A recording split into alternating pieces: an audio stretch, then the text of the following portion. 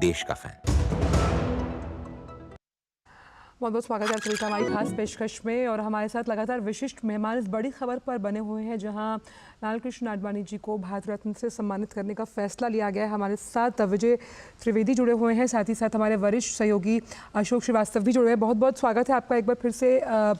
विजय जी, सवाल मेरा यहाँ पर ये है कि जिस तरह से अटल जी हमेशा से आडवाणी जी के बारे में ये कहा करते थे कि कभी भी अपनी राष्ट्रवाद की जो भाव है उसको कभी भी उन्होंने गवाया नहीं, यानी जब तक उसको वो लेकर आगे चलते रहे और साथ ही साथ जहां ज़रूरत पड़ी आडवाणी जी ने लचीलेपन का भी सहयोग दिया है। इस कथन को आप कितना इससे आप आत्मसात करते हुए नजर आते हैं?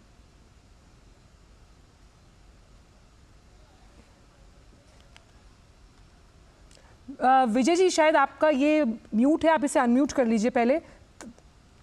जी जी बिल्कुल ठीक आप कह रहे हैं कि आडवाणी जी की पहचान ही सांस्कृतिक राष्ट्रवाद के तौर पर करनी चाहिए। एक ऐसा नेता जो बहुत बिना किसी हिच के, बिना किसी शर्मिंदगी के सांस्कृतिक राष्ट्रवाद और हिंदुस्तान के राष्ट्रवाद की चर्चा करता रहा, लेकिन वो सबको साथ लेकर चलने की भी चर्चा लगातार कोशिश करते रहे।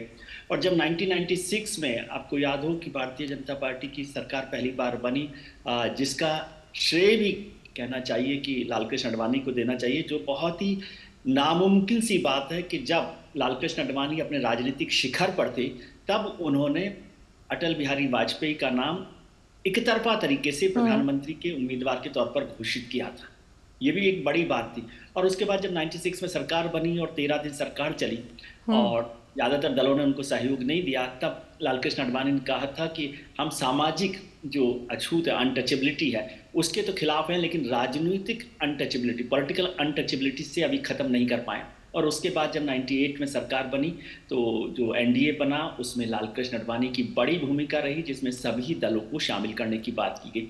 और लालकृष्ण आडवाणी भले ही सांस्कृतिक राष्ट्रवाद की बात करते रहे हों, राम मंदिर आंदोलन के अगवा रहे हों, लीड किया हो, लेकिन समाज में कभी भी उन्हें एक गलत छवि के साथ नहीं किया गया। और जो सामाजिक छवि थी उनकी, वो सबके लोकप्रिय नेताओं में से एक रहे हैं। मुझे याद आता क्योंकि विजय जी, हमारे साथ हमारे वरिष्ठ सहयोगी अशोक श्रीवास्तव भी फोन लाइन पर मौजूद हैं और वो आपसे सवाल करना चाहेंगे। अशोक जी, ओवर टू यू, जो सवाल आप करना चाहते हैं। ज्यादा जानते हैं आडवाणी जी के बारे में।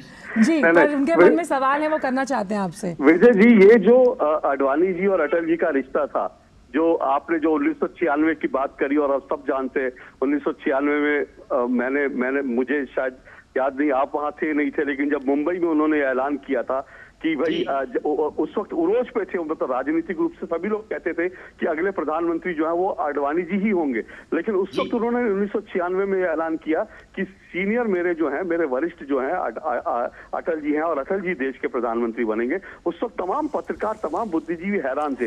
लेकिन ये जो अटल जी और आडवाणी जी का रिश्ता था, ये ऐसा रिश्ता था जिसको शायद आज भी लोग समझ नहीं पाएंगे, जिसको शायद आज भी लोग उथली टीका टिप्पणी जरूर कर देते हैं, लेकिन दोनों के बीच जो सामंजस्य था, दोनों के बीच जो सौहार्द था, उसकी चर्चा जो है बहुत कम इस बारे में जानते हैं।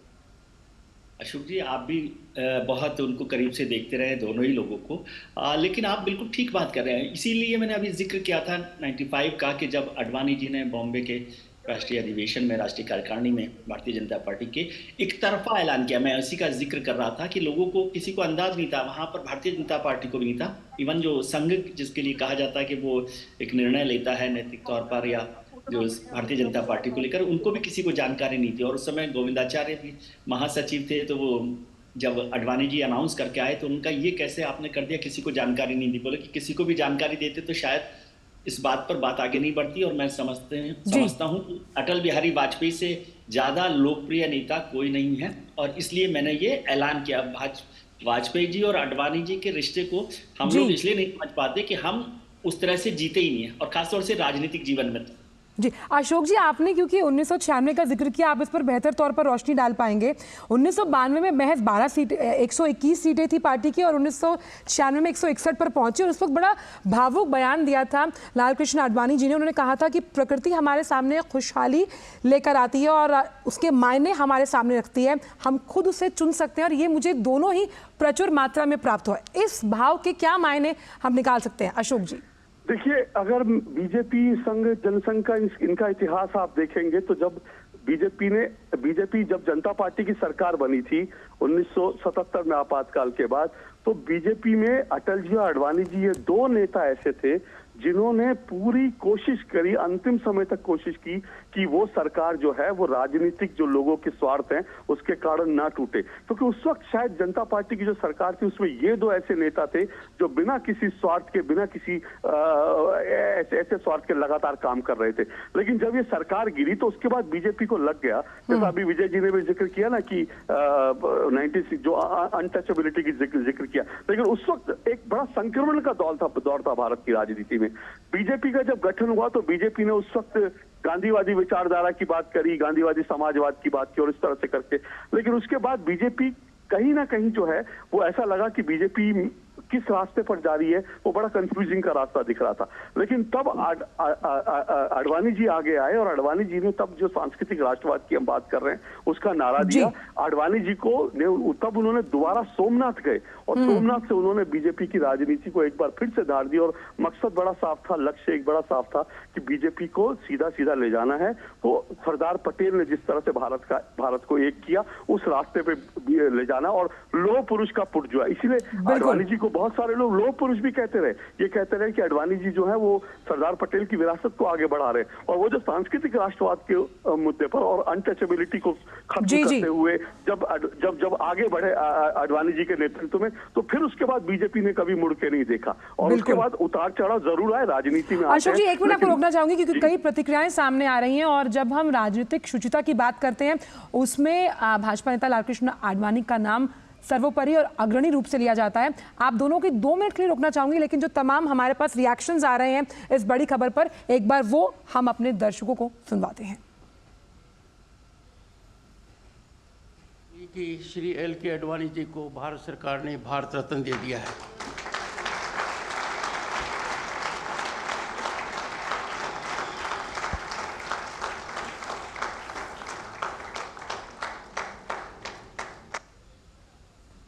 हमें बहुत खुशी है और हम सबको खुशी है कि आडवाणी जी जो सांस्कृतिक राष्ट्रवाद के एक बहुत बड़े योद्धा हैं और जिन्होंने कि तमाम संकट के समय, कंटक के समय, तमाम समस्याओं के समय और तमाम परेशानियों को झेलते हुए और देश में सांस्कृतिक राष्ट्रवाद का ध्वज फहराया और देश को और राष्ट्रवाद से जोड़ा। वो जो शख्सियत है आडवाणी जी की, वो शख्सियत पूरे देश के लिए सबक और संदेश रही है, और वो ख़ास तौर से उन लोगों के लिए जो इस वक्त आज भी जो है वो सामंती सियासत के सूत्रधार बने हुए हैं। नरेंद्र मोदी जी को जो संस्कार आडवाणी जी के, अटल जी के या पार्टी के या मिले हैं, वो संस्कार जो है वो आडवाणी जी और अटल जी की देन है।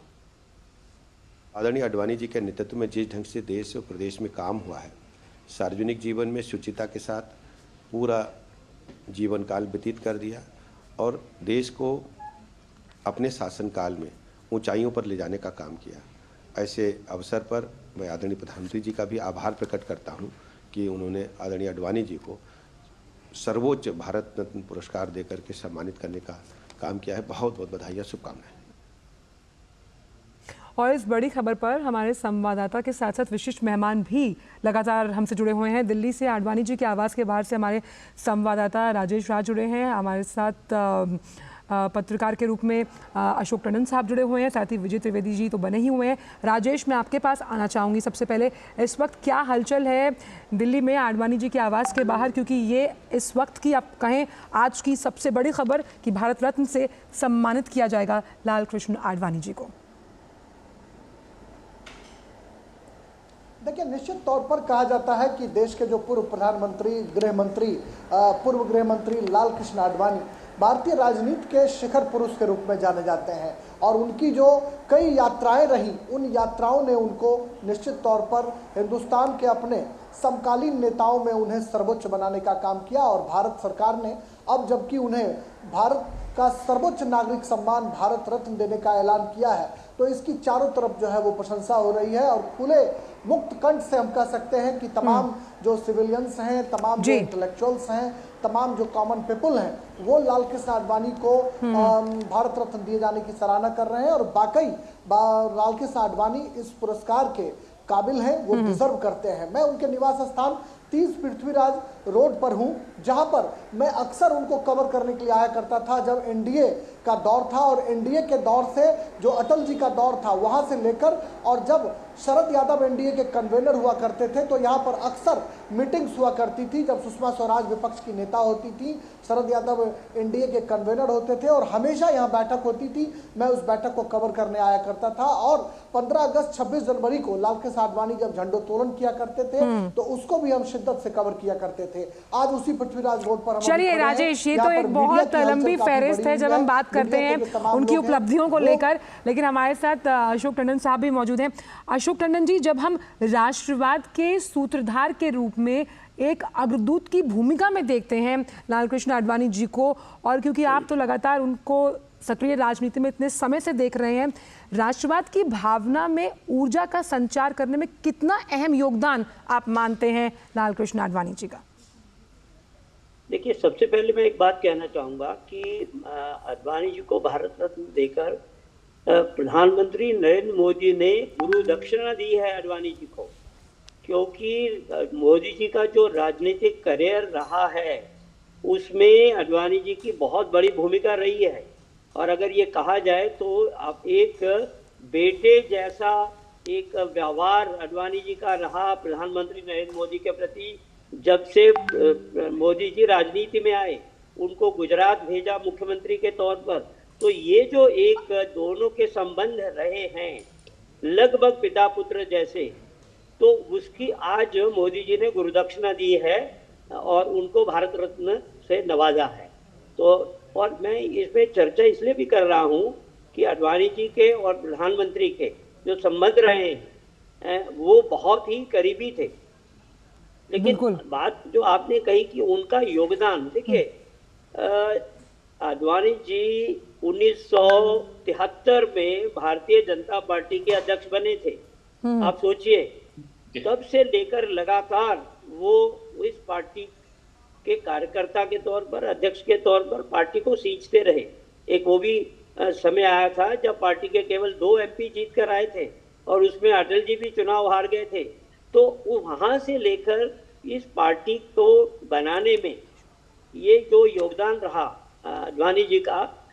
लेकिन साथ में जो प्रश्न आपने किया वो आकर दिखता है जब एनडीए की सरकार बनती है और उसमें आडवाणी जी गृह मंत्री बनते हैं, तो वो जो एक नींव के तौर पर, रीढ़ की हड्डी के तौर पर इस सरकार के सूत्रधार थे वो। और अटल जी के तो दाएं बाजू से भी मैं कहूंगा अगर आगे का कोई योगदान बनता है उनका, तो दोनों की जो जोड़ी थी वो एक दूसरे के पूरक थे जी। और वहां से लेकर लगातार वो पार्टी को जिस तरह से आगे बढ़ाते हुए ले गए और सरकार जिस तरह से चलाई उन्होंने एनडीए की सरकार, तो ये योगदान डिजर्व करता था कि उनको भारत रत्न दिया जाए। क्योंकि देखिए, मोदी जी ने अटल जी को भारत रत्न दिया, नानाजी देशमुख को भारत रत्न दिया जी। और उसके बाद सुषमा स्वराज को पद्म भूषण दिया, अरुण जेटली को पद्म भूषण दिया, अभी वेंकैया नायडू को पद्म भूषण दिया और राजगोपाल को पद्म भूषण दिया, उसके बाद राम नायक को पद्म भूषण दिया। तो पार्टी के जितने भी वरिष्ठ नेता रहे हैं उनको सम्मानित किया जा रहा है मोदी जी द्वारा। मैं समझता हूँ ये बहुत ही महत्वपूर्ण बात है। नहीं तो आमतौर पर सत्ता में आने के बाद आप पुराने साथियों को भूल जाते हैं, लेकिन यहाँ उनके योगदान का एक एक करके और मोदी जी किस प्रकार से सम्मान कर रहे हैं, उसी कड़ी में आज जो भारत रत्न मिला है आडवाणी जी को, मैं समझता हूँ ये बहुत ही सराहनीय कदम है। और उसके लिए मैं आडवाणी जी के साथ साथ प्रधानमंत्री मोदी को भी एक तरह से धन्यवाद भी देना चाहूंगा और उनका मैं अभिनंदन भी करना चाहूंगा कि उन्होंने ऐसे कर्मठ कार्यकर्ता जो उनके पिता तुल्य थे, आज उनको उनके जीवन काल में ही भारत रत्न दिया है। चलिए, हमारे पास लगातार प्रतिक्रिया आ रही है और देखते हैं कि केंद्रीय सड़क परिवहन मंत्री नितिन गडकरी ने भी लाल कृष्ण आडवाणी को भारत रत्न दिए जाने पर खुशी जाहिर करते हुए, आइए देखते हैं कि सोशल मीडिया प्लेटफॉर्म एक्स पर क्या कहा है। आइए देखते हैं। हमारे प्रेरणा स्त्रोत्र लाल कृष्ण आडवाणी जी को भारत रत्न से गौरवान्वित करना ये पूरे देश के लिए और हम सब के लिए बहुत गौरव का क्षण है। अडवाणी जी ने अपना संपूर्ण जीवन देश के लिए और समाज के लिए समर्पित किया। उनके जीवन की शुरुआत से ही संघ के प्रचारक के रूप में उन्होंने अपने जीवन को समाज सेवा के लिए समर्पित किया। भारतीय जनता पार्टी के विस्तार में अटल जी और अडवाणी जी की भूमिका बहुत महत्वपूर्ण है। मेरा ये सौभाग्य रहा कि दोनों के साथ काम करने का मुझे मौका मिला। तो आपने देखा कि किस तरह से ये जो खबर है जिसमें हम लगातार इसको ट्रैक कर रहे हैं कि भारत रत्न से सम्मानित किया जाएगा लालकृष्ण आडवाणी जी को, और इस पर लगातार बहुत ही सकारात्मक और खुशी और सराहनीय प्रतिक्रियाएं आ रही हैं तमाम गणमान्य जो नेता हैं उनकी, जिनका कहना है कि ये जो उन्हें सम्मान दिया गया है किस तरह से राष्ट्रवाद के अग्रदूत के रूप में और कैसे भारत को जोड़ने की बात जब करते हैं। हमारे साथ राजेश राज बने। राजेश, 1990 के दौर को अगर हम देखें तो देश जिस विकट परिस्थिति से जूझ रहा था, जहां देश को अखंडता के रूप में एक साथ पिरोकर रखना मुश्किल होता जा रहा था, उस वक्त इस देश को एक साथ संजो कर रखने में जो रोल लालकृष्ण आडवाणी जी ने निभाया, उसी के बाबत आज हम देख रहे हैं कि जो पार्टी मजबूती से खड़ी है और लोकतंत्र के इस मंदिर में हम कई ऐसे विधेयक और कई ऐसे मान सकते हैं आयाम छूते हुए देखते हैं हर समय। राजेश, लेकिन बिल्कुल आपने सही कहा कि वो 90 का जो दौर था वो कहीं ना कहीं भारतीय राजनीति के इतिहास का एक स्वर्णिम अध्याय हम कह सकते हैं, जहां से पूरी सियासत जो है, खास करके हिंदी पट्टी की जो सियासत थी उसको बदलने में हम कह सकते हैं कि लालकृष्ण आडवाणी की जो सोमनाथ से अयोध्या तक की जो उनकी रथ यात्रा थी उसकी बड़ी भूमिका थी। और उस रथ यात्रा में प्रधानमंत्री नरेंद्र मोदी जो उस वक्त पार्टी के कार्यकर्ता थे वो कहीं ना कहीं आडवाणी जी की सारथी की भूमिका में थे। कई तस्वीरों में हमने देखा है, ट्रेन्स में हमने देखे कि वो आडवाणी जी के साथ खड़े हैं, रथों पर पीएम मोदी जो हैं वो मौजूद हैं और उनकी रथ यात्रा जो सोमनाथ से अयोध्या तक की यात्रा उनकी जो तय की गई थी, हालांकि उनकी रथ यात्रा जो थी वो समस्तीपुर में रोक दी गई थी और जिसकी वजह से पूरी सियासत जो हिंदी पट्टी की थी वो बदल गई थी और मंडल और कमंडल का एक दौर हम कह सकते हैं कथित तौर पर वो शुरू करने की बात हुई थी। और भारतीय जनता पार्टी को एक बड़ी कामयाबी हम कह सकते हैं कि 1991 के चुनाव में अगर मिली तो वह लालकृष्ण आडवाणी की उस सोमनाथ से अयोध्या की जो यात्रा थी उस यात्रा की वजह से भी मिली। और अपनी सिर्फ उन्हीं यात्राओं को लेकर नहीं बल्कि कई यात्राओं के लिए लालकृष्ण आडवाणी को याद किया जाएगा। त्रिवेदी साहब, बहुत संक्षिप्त में एक आखिरी कमेंट आपसे चाहूंगा कि जी राजेश, समय कम है मेरे पास लेकिन लगातार इस पर तो आगे चर्चा रहेगी। बहुत एक आखिर में कमेंट विजय त्रिवेदी साहब आपसे, जिस शुचिता जिस दृढ़ संकल्पता का हम आज भी भारतीय राजनीति में जिक्र करते हैं उसके पुरजोर हम कह सकते हैं अगुवाई रहे हैं लालकृष्ण आडवाणी, और बहुत से नेताओं को सीखने की ज़रूरत है आज की इस राजनीति में जिस तरह का राजनीतिक परिवेश उनका रहा है। बिल्कुल ठीक बात आप कह रहे हैं। आडवाणी जी को समझना और उनसे सीखना हिंदुस्तान की राजनीति में शुचिता को आगे बढ़ाने की बात होगी। और ऐसे लोग जो सिर्फ देने की बात करते हैं, हमेशा आज जो गठबंधन की राजनीति की बात हो रही है, लालकृष्ण आडवाणी और अटल बिहारी वाजपेयी ने जो गठबंधन की राजनीति की उस समय देने की राजनीति थी कि छोटे से छोटे दलों को भी जिनका कोई बहुत महत्वपूर्ण भूमिका नहीं रही हो लेकिन उनके साथ भी बराबर काम करना और उनके साथ लेकर चलना। 1977 को याद कीजिए कि भारतीय जनता पार्टी का सबसे बड़ा हिस्सा थी, लेकिन लालकृष्ण आडवाणी और वाजपेयी ने तय किया कि यदि सरकार को बराबर मंत्री मिलने हैं तो वो 3 मंत्रियों के साथ भी वो साथ रहे थे। और एनडीए में भी जिस तरह से उन्होंने काम किया और भारतीय जनता पार्टी के सबसे ताकतवर नेता होने के बाद भी सबके लिए उपलब्ध होना, बहुत सारी चीजें सीखने के लिए। और आइए आपको रुकना चाहूंगी, आप देखते हैं कि आडवाणी जी के जो सुपुत्र हैं वो कुछ क्या कह रहे हैं इस बड़ी खबर पर, आइए सुनते हैं।